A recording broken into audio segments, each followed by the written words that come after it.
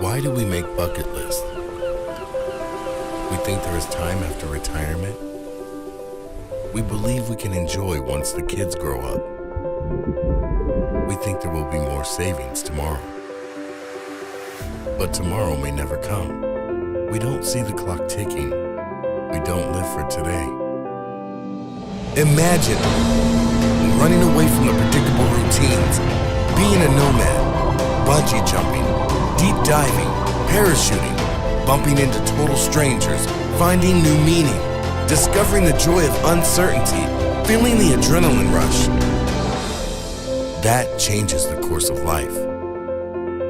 You were born to be free, to wander, to travel the world and have no regrets. 'Cause if not now, when?